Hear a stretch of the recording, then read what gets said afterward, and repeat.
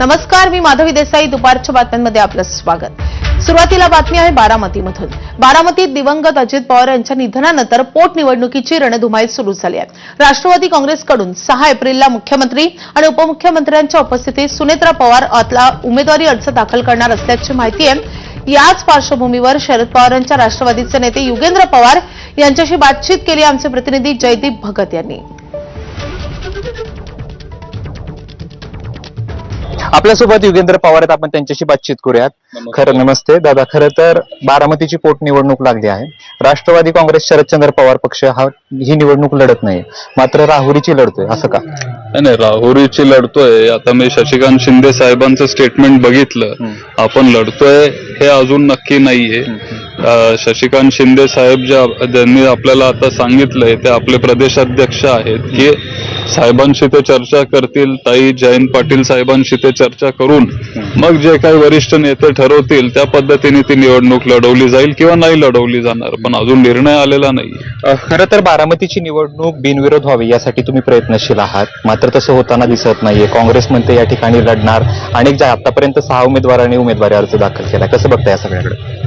शेवटी निवडणूक लढवायचा अधिकार हा लोकशाहीमध्ये सगळ्यांचा आहे, पण आमची सगळ्यांची इच्छा आहे, सगळ्या बारामतीकरांची इच्छा आहे की ही निवडणूक बिनविरोध व्हावी आणि तीच खरी श्रद्धांजली ही दादांना असेल.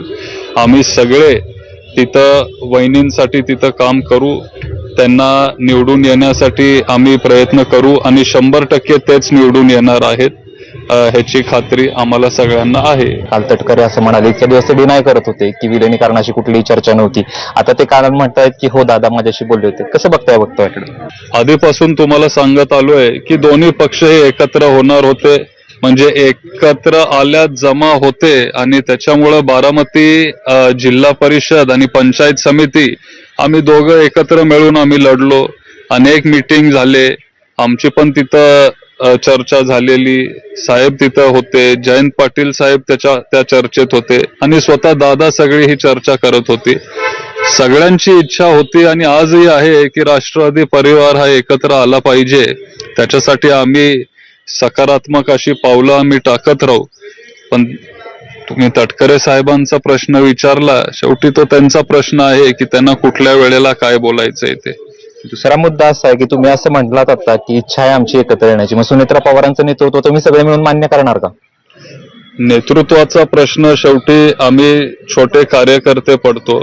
नेतृत्व कोण करेल हे सुनेत्रा वहिनी, साहेब, ताई आणि सगळे जे ज्येष्ठ नेते आहेत ते बसून ठरवतील. तर शिवसेना राष्ट्रवादीचे आमदार भाजपमध्ये जातील असा दावा ठाकरेंच्या शिवसेनेचे खासदार संजय राऊत यांनी केलाय. भविष्यात शिंदेचे 25 ते 30 आमदार आणि राष्ट्रवादीचेही तेवढेच आमदार भाजपमध्ये जातील असं संजय राऊत म्हणाले. संजय राऊतांच्या या दाव्यावर शरद पवार